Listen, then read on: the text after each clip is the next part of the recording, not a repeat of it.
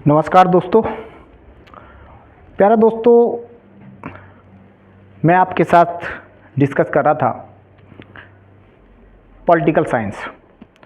तो प्यारे दोस्तों, हमारा जो सब्जेक्ट है वो है Indian polity and constitution of India. पहली क्लास में मैंने आपको ये बताया था कि राजनीतिक विज्ञान क्या है, राजनीति क्या है, संविधान क्या है और राज व्यवस्था क्या है। अर्थात हमने 4 शब्दों में, जो लास्ट क्लास थी, हमने उसमें समझने का प्रयास किया था राज व्यवस्था के बारे में प्यारे दोस्तों क्या होता है। दूसरा हमने समझा था यहाँ पर संविधान को समझ लिया था क्या होता है। तीसरा हमने यहाँ पर जो पढ़ा था राजनीतिक विज्ञान और जो लास्ट हमने देखा था वो था राजनीति। अर्थात इनके बीच हमने डिफरेंस देखा था। क्या था? तो आप यहाँ पर देखेंगे मैंने डिफरेंस बताने का प्रयास किया था। पहला पॉलिटी, कॉन्स्टिट्यूशन, ये इधर कॉन्स्टिट्यूशन, पॉलिटी कॉन्स्टिट्यूशन। इसके बाद यहाँ पर पॉलिटिकल साइंस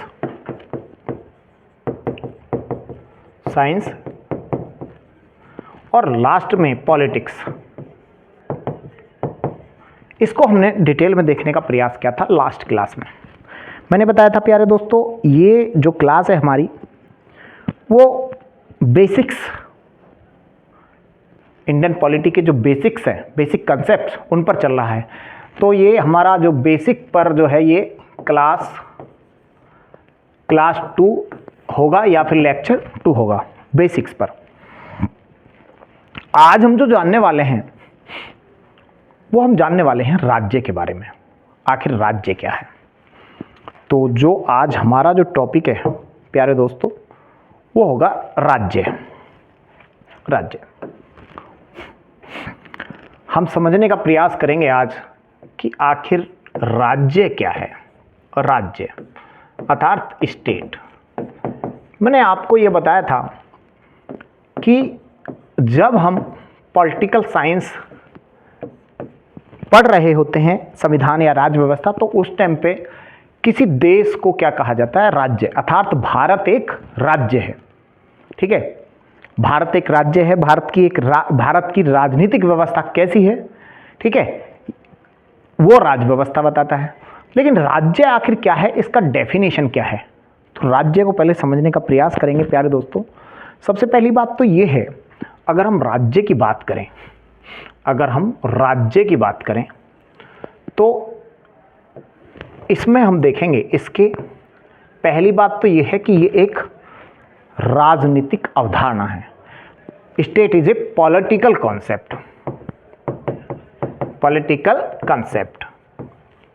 ये एक राजनीतिक अवधारणा है। ठीक है।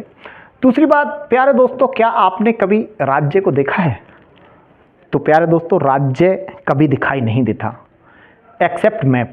आप अपवाद स्वरूप जो आपका मैप आता है उस पे आप भारत को एक साथ देख सकते हो। ठीक है, लेकिन वो तो मैप है। क्या किसी ने राज्य को देखा है? तो राज्य को देखा नहीं जा सकता। इसका मतलब ये है कि राज्य जो है वो एक इनविजिबल बॉडी है। इनविजिबल बॉडी अर्थात आप कह सकते हैं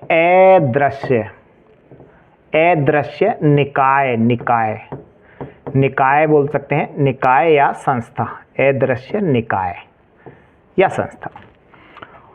और जब ये दोस्तों दिखाई ही नहीं देता तो क्या ये काम करेगा? जो चीज़ दिखाई नहीं देती तो वो काम कहाँ से करेगी? तो प्यारे दोस्तों, इसका मतलब है ये इट इज़ ए इनएक्टिव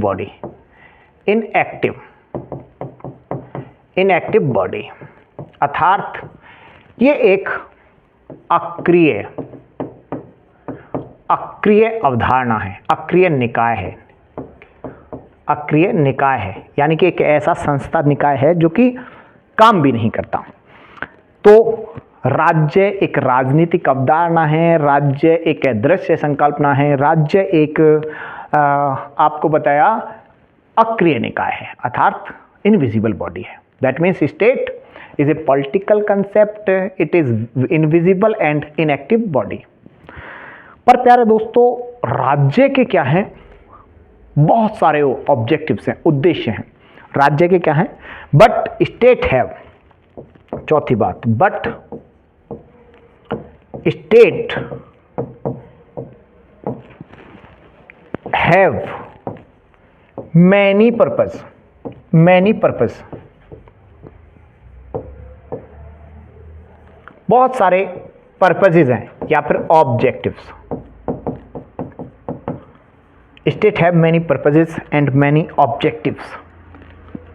जैसे एग्जाम्पल के लिए आप देख सकते हैं, स्टेट का सबसे महत्वपूर्ण आप जो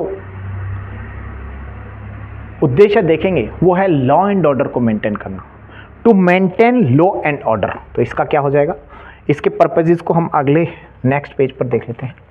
स्टेट के जो पर्पस हैं,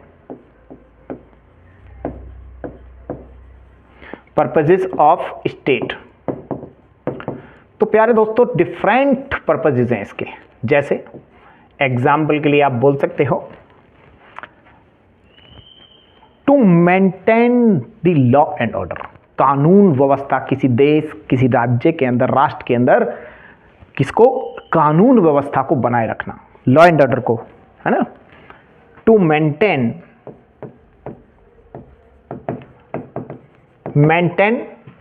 लॉ एंड ऑर्डर, अर्थात कानून व्यवस्था, शांति व्यवस्था को बनाए रखना।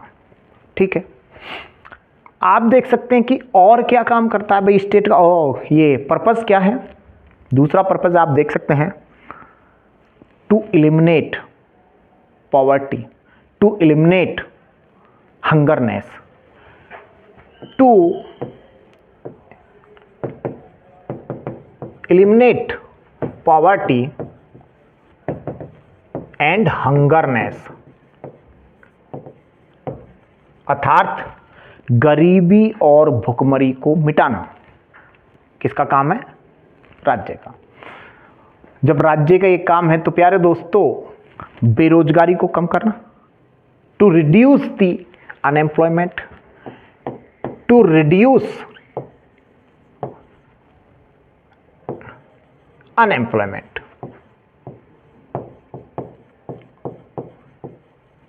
अर्थात बेरोजगारी को दूर करना या कम करना, and to generate new employment, to generate new jobs, to create the jobs, to create and generate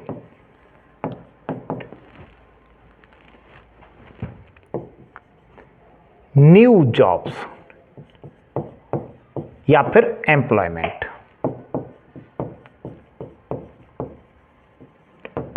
clear, अर्थात बेरोजगारी को समाप्त करना और रोजगारी यानी कि रोजगार पैदा करना। इसी प्रकार प्यारे दोस्तों आप देख सकते हैं, जो आप अगला जो देखेंगे, इन्फ्लेशन और डिफ्लेशन को कंट्रोल करना, to control inflation and deflation, to control inflation, inflation and deflation,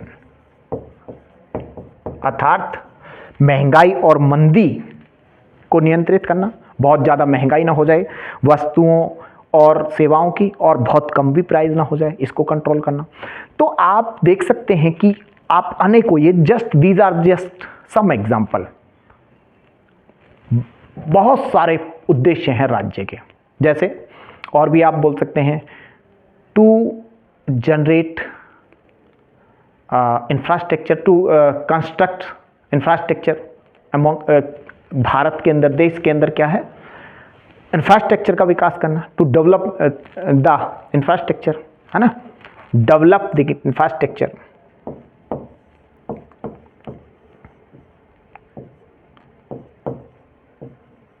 development of the infrastructure,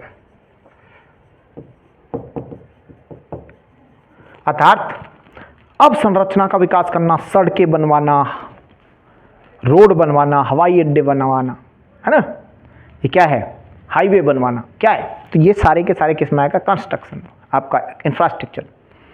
इसी प्रकार to provide health facilities, to provide education facilities, ये सारे के सारे क्या हैं, राज्य के काम है। आपको नौकरी देना किसका काम है, राज्य का, मतलब क्या है, उद्देश्य है, ये क्या है, राज्य के उद्देश्य है। लेकिन प्यारे दोस्तों मैंने ये भी बताया, अब आप पीछे जाइए थोड़ा सा इसकी परिभाषा को समझने के लिए।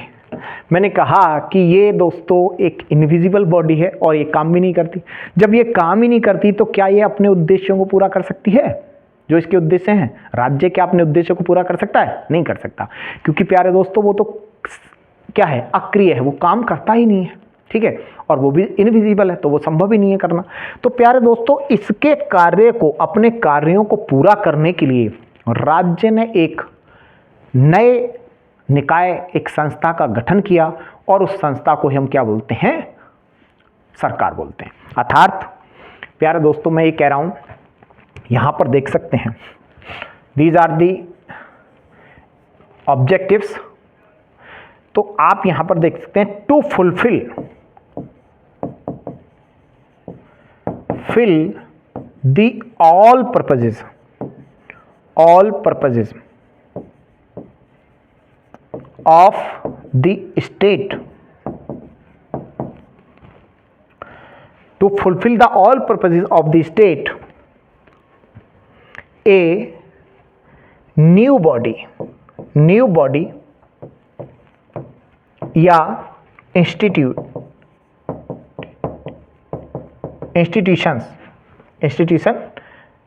established,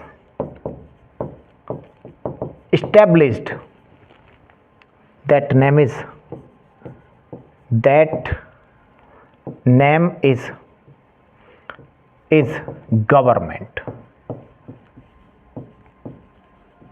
government.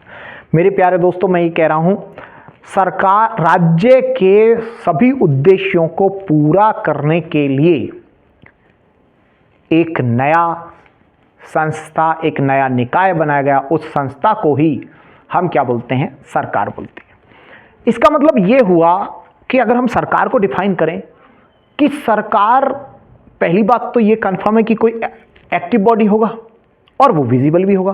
तो सरकार जो है वो विजिबल बॉडी होगा, क्लियर है ना, जो देख सकें। तो आप ये बताइए, तो सरकार को क्या आप नहीं देख सकते? सरकार को आप देख सकते हैं। कैसे देख सकते हैं? आप संसद जाइए, देख सकते हैं। आप किसी मंत्री को जाइए तो मंत्री सरकार का पार्ट है। न्यायपालिका में जज को देखिए, कोर्ट देखिए, क्या है, सरकार का पार्ट है। आप कोई भी सरकारी जॉब में है जो व्यक्ति, वो क्या है, एक सरकार का पार्ट है। तो सरकार को आप देख सकते हो दोस्तों, कहीं की डिफरेंट फॉर्म में देख सकते हो। सारा एडमिनिस्ट्रेशन सरकार का फॉर्म है, लेकिन स्टेट नहीं दिखता, तो सरकार को क्या है, आप देख सकते हो। इसका मतलब जब जो चीज दिखता है तो वो काम करता है। तो इसका मतलब क्या हुआ कि भाई आपने एक चीज और यहां पर समझिए कि ये समझा कि अगर हम गवर्नमेंट की बात करें, हालांकि हम गवर्नमेंट को आगे डिस्कस करेंगे अच्छे से, तो हमने ये समझा कि सरकार को अगर हम डिफाइन करें तो सरकार भी, प्यारे दोस्तों, इसको हम डिफाइन करें, पहली बात तो ये भी एक क्या है, पॉलिटिकल बॉडी है, पॉलिटिकल कंसेप्ट है, क्लियर है। दूसरी बात ये है प्यारे दोस्तों, ये क्या है, it is A visible form, visible concept या विजिबल बॉडी, जिसे आप, विजिबल मतलब दृश्य, जिसे देख सकते हैं। और इसका मतलब क्या है, it is A active body, active body. तो सरकार जब आपका विजिबल होगा और एक्टिव होगा प्यारे दोस्तों, तभी वो क्या कर पाएगा, राज्य के उद्देश्यों को पूरा कर पाएगा, ठीक है। तो ये कंफर्म हुआ कि भाई गवर्नमेंट का अगर हम डिफाइन करें तो ये एक राजनीतिक निकाय है, और ये एक दृश्य निकाय है, और ये एक सक्रिय निकाय है। क्यों, और ये क्या, इसका मेन मकसद क्या था, किस लिए इसको इस्टेब्लिश किया गया? तो ये इस्टेब्लिश किया गया ताकि राज्य के सभी उद्देश्यों को पूरा किया जा सके, राज्य के सभी उद्देश्यों को पूरा किया जा सके। आगे देखते हैं प्यारे दोस्तों। अब राज्य की हम आगे डिटेल में बात करेंगे इसके बारे में, सरकार के बारे में। लेकिन राज्य को अगर हम बात करें दोस्तों, जो कंसेप्ट है, concept of state, concept of state, इसकी अगर हम बात करें तो मेरे प्यारे दोस्तों, आपको एक चीज समझना पड़ेगा कि इसके जो है दो अवधारणाएं हैं। एक तो इसकी क्या है, दो अवधारणाएं हैं। एक तो है इंडियन कंसेप्ट, या फिर बोल सकते हैं ओल्ड कंसेप्ट ऑफ स्टेट, अर्थात राज्य का पुरानी अवधारणा, राज्य की पुरानी अवधारणा, राज्य की पुरानी अवधारणा, और इसको पूर्वी अवधारणा भी बोल सकते हैं। क्योंकि प्यारे दोस्तों ये क्या है, ये राज्य की भारतीय अवधारणा है, ये इंडियन कंसेप्ट है, इंडियन कंसेप्ट ऑफ स्टेट। राज्य का क्या है, ये भारतीय अवधारणा, जिसको आप पूर्वी अवधारणा भी बोल सकते हैं। दूसरा जो है राज्य का अवधारणा, एक दूसरा जो है उसको बोलते हैं दोस्तों मॉडर्न कंसेप्ट ऑफ स्टेट, यानी कि राज्य की आधुनिक अवधारणा, राज्य की आधुनिक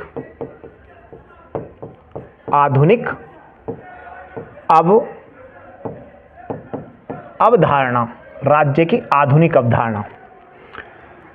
प्यारे दोस्तों, जो राज्य की आधुनिक अवधारणा है, ये यूरोपियन अवधारणा है, यूरोपियन अवधारणा है, अर्थात it is A European concept. तो अगर हम बात करें भारतीय अवधारणा की, तो ये आपके लिए, ये पहली बात तो बहुत ज्यादा महत्वपूर्ण है नहीं, ठीक है, लेकिन हाँ ये जरूर है कि एक बार जान जाना क्या है क्या नहीं है। तो मैं आपको बता देता हूं प्यारे दोस्तों, इस अवधारणा को जो प्रस्तुत किया था, इंट्रोड्यूस जो किया था, वो क्या था, आपका कौटिल्य ने।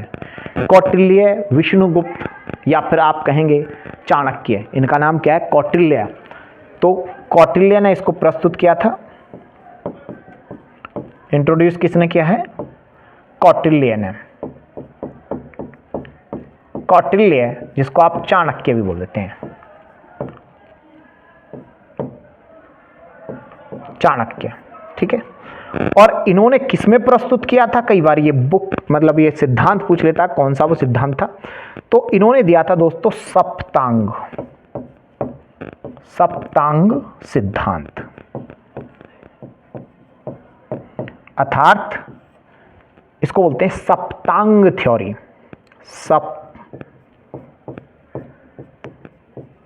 सप्तांग theory of state given by Kautilya. और सप्तांग थ्योरी के अकॉर्डिंग प्यारे दोस्तों, राज्य के इन्होंने सप्त अंग मतलब 7 अंग बताए थे, जैसे राजा हो गया, मंत्री परिषद हो गया, दुर्ग हो गया, मित्र हो गया, है ना। इस प्रकार के इन्होंने टोटल इसमें 7 अंग बताए थे, जो कि आपके लिए इतना महत्वपूर्ण नहीं है। बस ये ध्यान रखना है कि सप्तांग थ्योरी किसने दिया था और सप्तांग में कौन कौन होते थे, ठीक है, इसको एक बार आप देख जाना है। लेकिन हमारा जो मेन कंसर्न है वो है प्यारे दोस्तों, राज्य की आधुनिक अवधारणा, जिसको आप यूरोपीय या अमेरिकी अवधारणा भी कह सकते हैं, इस पर बात करना है। आखिर ये क्या है और इसके अकॉर्डिंग राज्य किन चीजों से मिलकर बना है। तो प्यारे दोस्तों, अगर हम आधुनिक कॉन्सेप्ट की बात करें, modern concept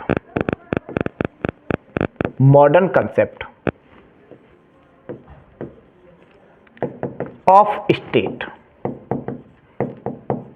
modern concept of state, इसके अनुसार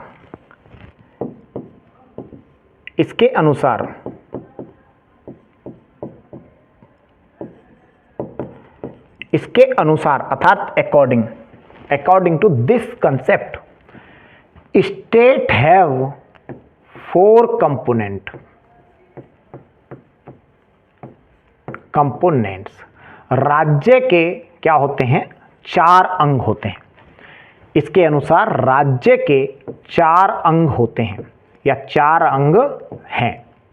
अब वो 4 अंग कौन कौन से हैं प्यारे दोस्तों, इसको हमें जान लेना बहुत जरूरी है। यहां से सीधा क्वेश्चन पूछता है, ठीक है। कौन सा अंग नहीं है, पीटी में भी पूछ सकता है, मेंस में भी पूछ सकता है, किसी भी एग्जाम में पूछ सकता है। तो पहला जो होता है वो होता है टेरिटरी।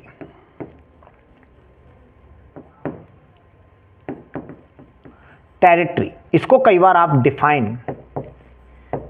डिफाइन एरिया भी कहते हैं।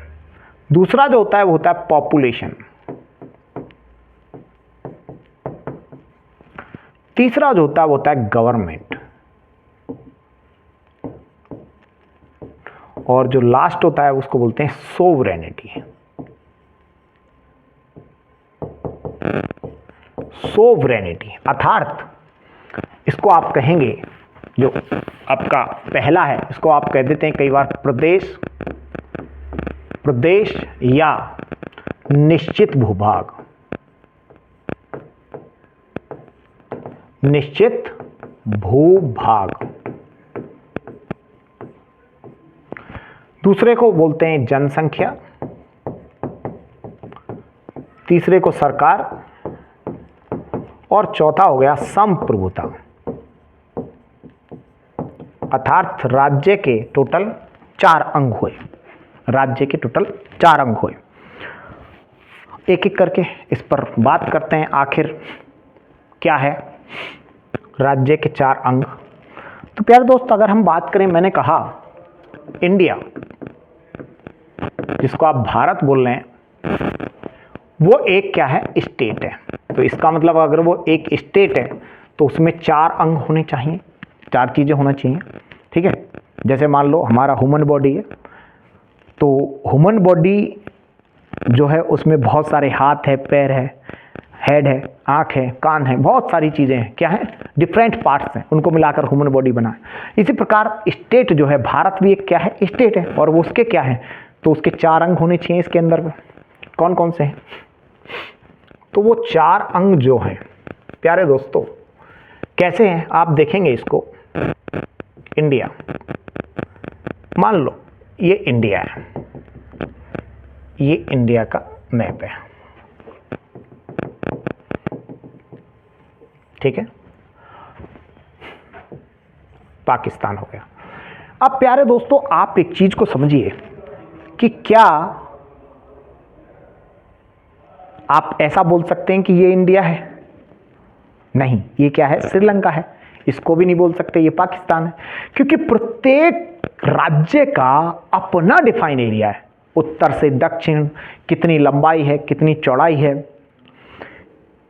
कितना एरिया को कवर करता है, पश्चिम में किसके साथ सीमाएं मिलती हैं, सब डिफाइन है। पूर्व में किसके साथ सीमाएं मिलती हैं, कितनी बाउंड्री हमारी किसके साथ, समुद्र के साथ सीमा साझा करती है, सब कुछ क्या है? एक एक चीज डिफाइन है नहीं है? तो प्यारे दोस्तों ये क्या हो गया? Define area.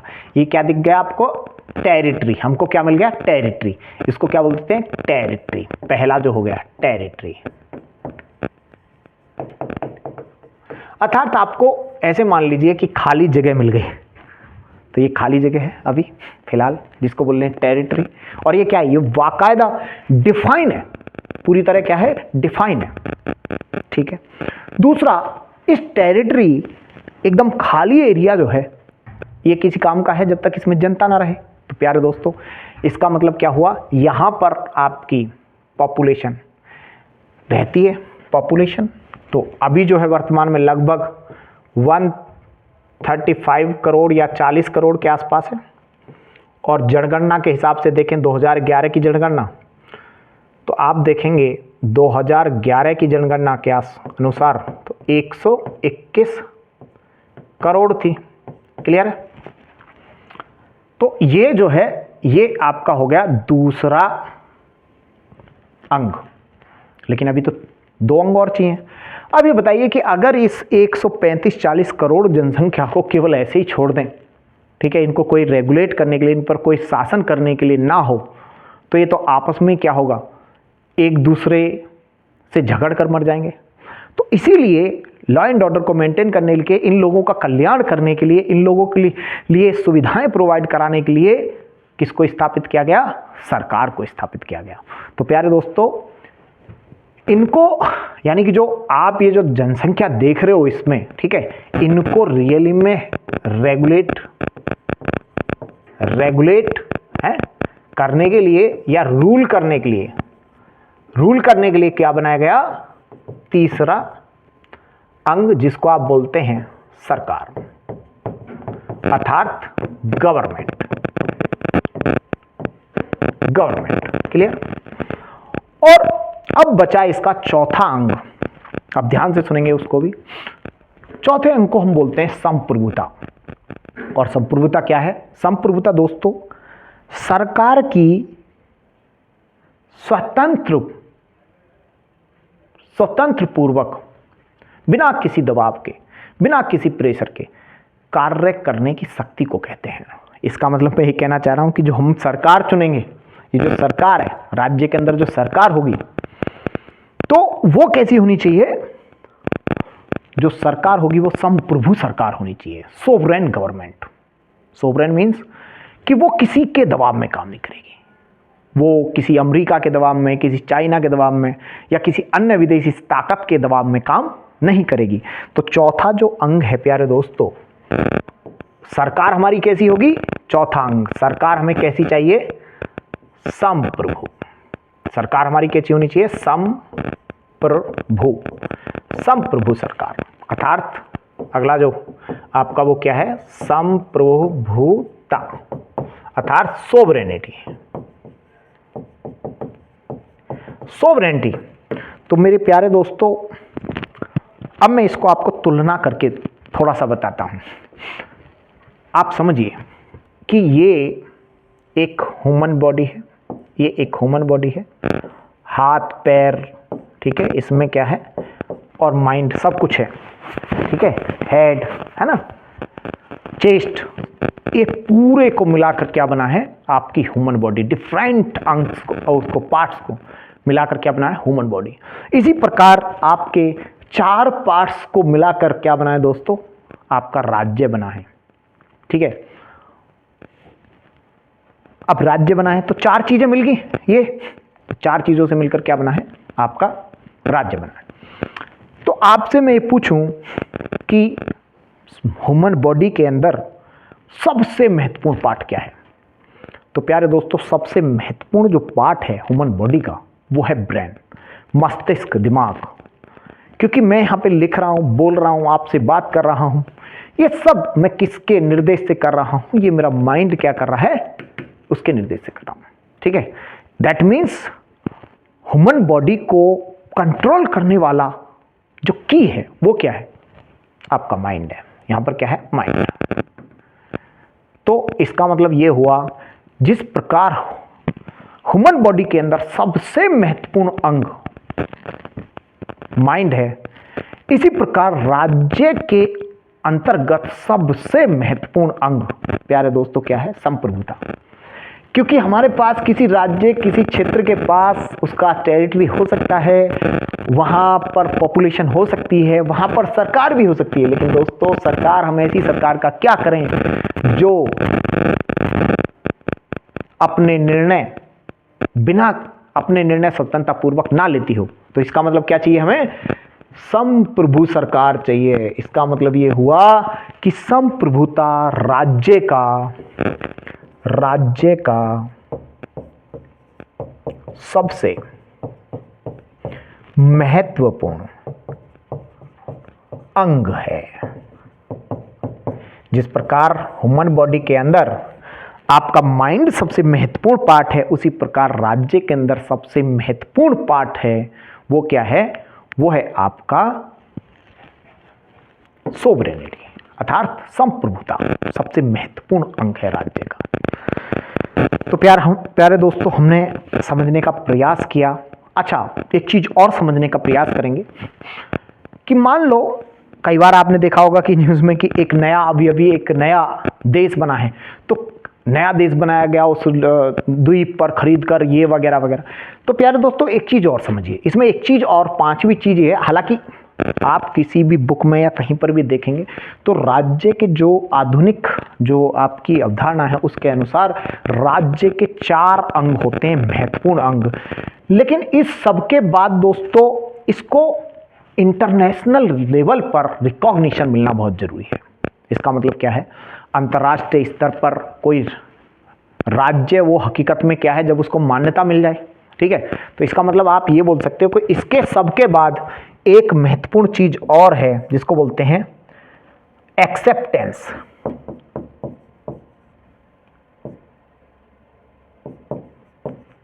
एक्सेप्टेंस अर्थात मान्यता। कहां पर मिलेगी ये, अंतरराष्ट्रीय स्तर पर, इंटरनेशनल लेवल पर आपको क्या है मान्यता भी मिलनी चाहिए। मान लीजिए किसी कहीं पर क्या है टेरिटरी भी है, पॉपुलेशन भी है, उनकी खुद की सरकार भी चला रहे हैं वो, और वो सरकार संपूर्ण रूप से निर्णय भी ले रही है, तो प्यारे दोस्तों और अब उसको लेकिन इंटरनेशनल लेवल पर क्या है मान्यता ही नहीं मिली। तो अंतर्राष्ट्रीय स्तर पर का मान्यता का मतलब है कि जैसे मान लीजिए यूनाइटेड नेशन ऑर्गेनाइजेशन हो गया, ठीक है, यूएनओ हो गया, या आपके और भी जितने भी आपके जो देश हैं वो क्या है उसको एक्सेप्ट भी करें, हाँ ये नया देश है, ठीक है। तो इंटरनेशनल रिकॉग्निशन भी बहुत जरूरी है। इसको क्या बोलते हैं कई बार, रिकॉग्निशन, मान्यता, ठीक है। तो ये बात आपको ध्यान रखना है। तो मैंने बताया किस प्रकार राज्य को मैंने डिफाइन किया। भारत एक राज्य है क्योंकि भारत में क्या है ये बताइए, भारत में टेरिटरी है, बिल्कुल है, खुद की एक डिफाइंड टेरिटरी है। उसको वहाँ पे जनसंख्या रहती है, बिल्कुल सबसे बड़ी जनसंख्या रहती है भारत के अंदर, ठीक है। उसको रेगुलेट करने के लिए सरकार है, अपनी सरकार है। क्या वो सरकार संपूर्ण रूप से काम करती है, बिल्कुल करती है। क्या भारत को इंटरनेशनल लेवल पर रिकॉग्निशन मिला हुआ है, भारत को मान्यता देते हैं एक देश के रूप में, एक राज्य के रूप में? तो प्यारे दोस्तों सभी देते हैं, ठीक है। आप देख सकते हैं पूरा का पूरा हमारा मैप मिलेगा पूरा, किसी भी वर्ल्ड के उस पर नक्शे पर आप देखेंगे, वर्ल्ड मैप पर पूरा भारत का नक्शा मिलेगा, ठीक है। तो इंटरनेशनल रिकॉग्निशन भी हमें मिला हुआ है। तो क्या है, आप कह सकते हो कि भारत एक क्या है, राज्य है। अब अभी हम इसके अलग अलग सेगमेंट्स पर बात करेंगे। सरकार पर डिटेल में बात करेंगे, संप्रभुता पर डिटेल में बात करेंगे, ठीक है। लेकिन बात हम थोड़ा सा और करना चाहते हैं प्यारे दोस्तों, इसमें आप एक चीज को समझिए कि अगर मैं आपसे पूछूं, पहले हम यहां पर संप्रभुता को समझ लेते हैं, तब थोड़ा आगे बढ़ेंगे, राज्य को और अच्छे से समझने का प्रयास करेंगे। तो प्यारे दोस्तों संप्रभुता,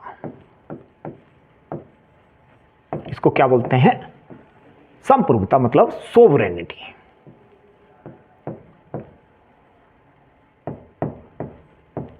सोवरेनिटी ये जो होती है प्यारे दोस्तों, क्या है संप्रभुता, क्या है? तो पहले तो आपको ये पता होना चाहिए आखिर ये क्या है, संप्रभुता क्या है। तो इसका व्हाट इज सोवरेनिटी, है ना। तो मैंने अभी आपको बताया ये क्या है, सरकार के बिना किसी दबाव के कार्य करने की शक्ति। It is a power of the government to work and take decision without any interfere and without any pressure, ठीक है। तो संप्रभुता अगर हम बात करें प्यारे दोस्तों, ये 2 प्रकार की होती है। संप्रभुता क्या है, 2 प्रकार की होती है। एक को बोलते हैं internal sovereignty, internal sovereignty, so, आंतरिक संप्रभुता। और दूसरी जो होती है उसको बोलते हैं एक्सटर्नल एक्सटर्नल सोवरेनिटी अर्थात बाह्य संप्रभुता। बाह्य संप्रभुता क्लियर है दोस्तों। इसका मतलब मैं ये कहना चाह रहा हूं कि संप्रभुता जो है आंतरिक भी हो सकती है और बाह्य भी हो सकती है, दो प्रकार की हो सकती है। आंतरिक संप्रभुता का मतलब क्या हुआ दोस्तों? जब सरकार देश के अंदर बिना किसी दबाव और बिना किसी हस्तक्षेप के अपना काम करे और निर्णय ले, उसको क्या बोलते हैं? आंतरिक संप्रभुता। और एक्सटर्नल संप्रभुता का मतलब क्या है? When government work and take decision without any international interfere और फॉरेन प्रेशर, फॉरेन या इंटरनेशनल प्रेशर के बिना काम करे और अपने निर्णय ले, तो उसको क्या बोलते हैं? बाह्य संप्रभुता। अर्थात इसको क्या बोलेंगे? इसको मैं लिख देता हूं, एक से ही समझ जाएंगे, दोनों लगभग एक की तरह हैं, लेकिन ये देश के सीमाओं के अंदर, ये देश के बाहर, यानी कि ये क्या हो जाएगा? When government work and take decisions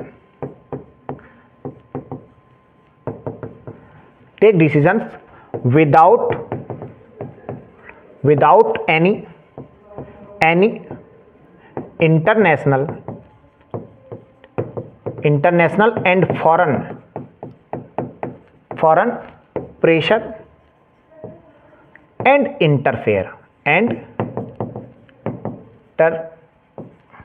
interfere when government work and take decision without any international and foreign pressure और इंटरफेयर। जब सरकार किसी अंतर्राष्ट्रीय दबाव या विदेशी दबाव के बिना, दबाव या फिर बोल सकते हैं हस्तक्षेप के बिना कार्य करती है, उसको क्या बोलते हैं? कह सकते हैं आप बाह्य संप्रभुता। आंतरिक संप्रभुता का मतलब क्या है? जब सरकार देश की सीमाओं के अंदर बिना किसी दबाव, बिना किसी इंटरफेयर के स्वतंत्र रूप से अपने निर्णय ले, उसको क्या बोलेंगे? आंतरिक संप्रभुता। प्यारे दोस्तों, पहली बात तो मैं आपको बता देता हूं, यूपीएससी ने इससे क्वेश्चन पूछ लिया है, ठीक है। और क्या क्या था, उसने दो स्टेटमेंट दिए थे और बोला था डेफिनेशन लगाना था इंटरनल सोवरेनिटी और एक्सटर्नल सोवरेनिटी की। उसने क्या किया था? इंटरनल सोवरेनिटी की डेफिनेशन को एक्सटर्नल के साथ जोड़ दिया और एक्सटर्नल सोवरेनिटी की डेफिनेशन को इंटरनल सोवरेनिटी के साथ जोड़ दिया, और बाद में पूछा था consider the correct statement, one correct, only two, both are correct, या बोथ आर क्या है? रॉन्ग, यानी कि neither one neither nor two are correct, यानी कोई भी सही नहीं है।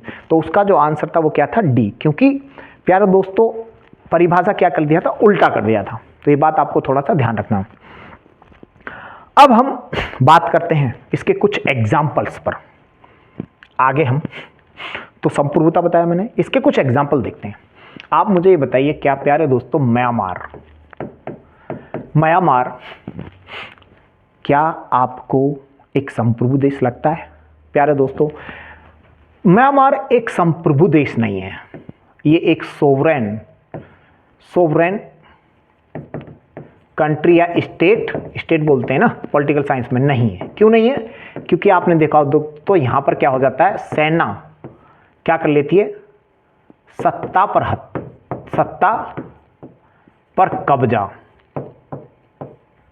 पर कब्जा क्या हुआ है सेना ने?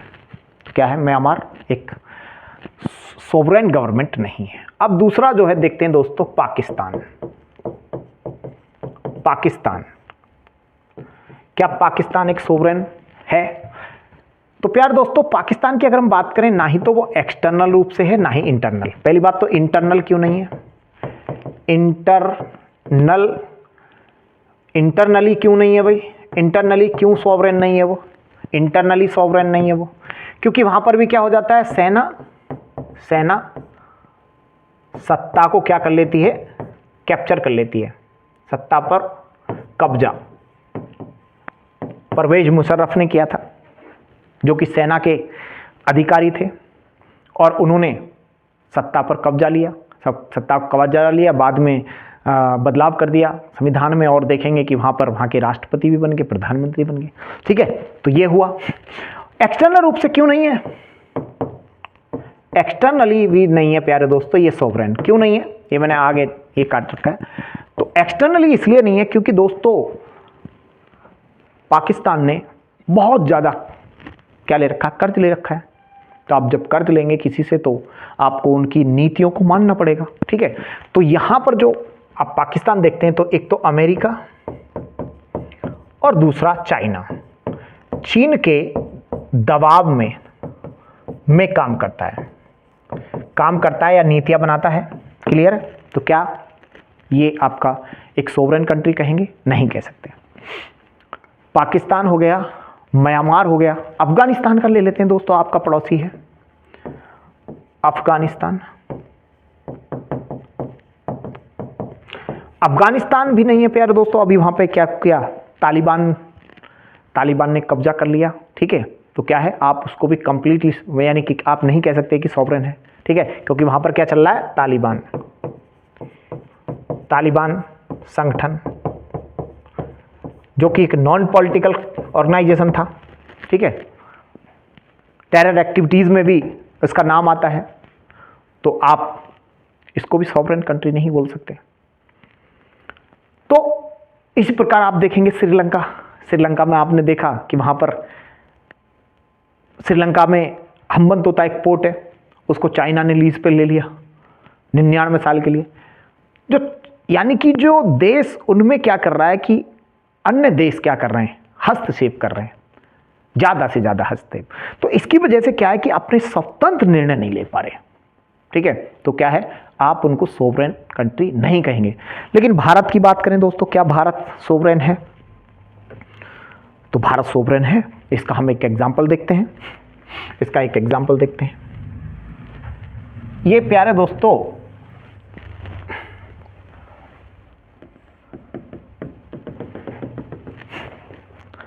इजराइल और फिलिस्तीन है। ठीक है, मान लो ये फिलिस्तीन हो गया और ये इजराइल हो गया। फिलिस्तीन में मुस्लिम्स रहते हैं और इजराइल में यहूदी,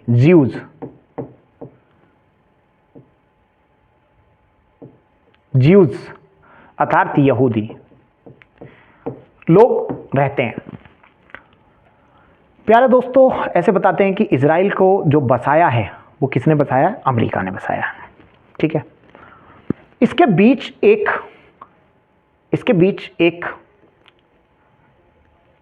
बीचों बीच में एक जगह पड़ती है जिसका नाम है जेरूसलम या येरूशलम। जेरूसलम दोस्तों यहूदी के लिए, मुस्लिम्स के लिए, कई धर्मों के लिए क्या पवित्र माना जाता है, ईसाई धर्म के लिए भी। तो एक्चुअली इजराइल फिलिस्तीन लगातार विवाद चल रहा है और इस विवाद के चलते आप ये देख सकते हैं क्योंकि अमेरिका का साथ है इजराइल के पास। तो अब ये 1948-49 में आज़ाद हुए और दोनों को बराबर हिस्सा दिया गया था। आज स्थिति ये है कि फिलिस्तीन के पास केवल एक तो ये बचा हुआ है, ये वाला इलाका, और इसी प्रकार एक इस तरफ ये वाला है। ठीक है, ये इलाका बचा हुआ है, बाकी सब पर जो है इजराइल का कब्जा है। जब ये देश बने थे तो उस टाइम पे जेरूसलम चूंकि बीचों बीच पड़ता था, तो वो दोनों ही देश इसको क्या करते थे, राजधानी बनाना चाहते थे अपना। लेकिन क्योंकि इसको लेकर ज़्यादा विवाद हो गया तो अंतिम में फैसला लिया गया कि जेरूसलम को जो रूल्ड करेगा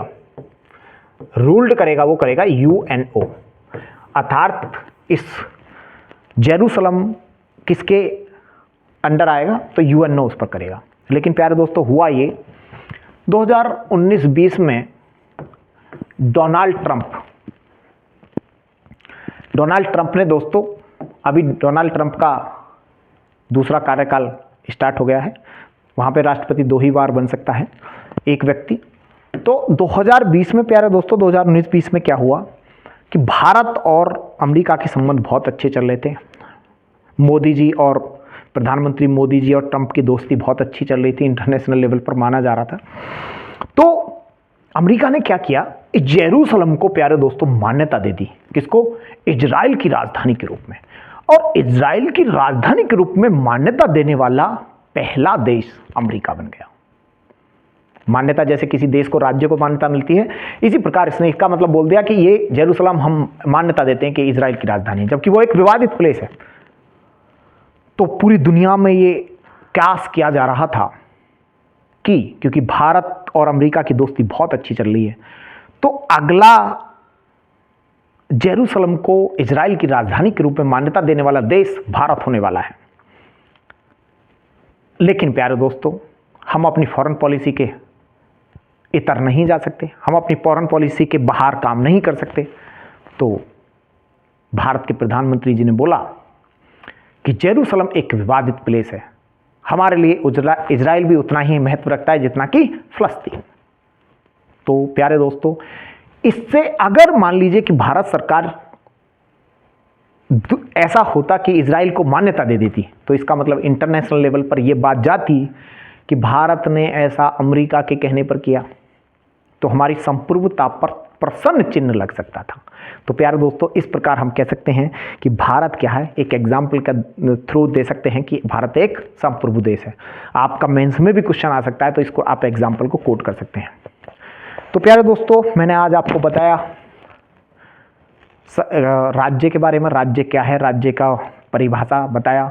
कल हम राज्य, राजतंत्र, तानाशाही, धर्मतंत्र, इनमें क्या अंतर है, किस प्रकार राज्य हकीकत में कौन है नहीं है, राज्य वास्तव में किसे कहते हैं, ठीक है, उनको किंगडम क्या है, राजशाही क्या, तो इनको हम समझने का प्रयास करेंगे नेक्स्ट क्लास में। तो प्यारे दोस्तों, वीडियो को ज़्यादा से ज़्यादा शेयर करिए, लाइक करिए, कमेंट करिए। अगर आप कोई प्रॉब्लम फेस करते हैं तो कमेंट करिए। तो मिलते हैं प्यारे दोस्तों नेक्स्ट वीडियो में। बहुत बहुत धन्यवाद।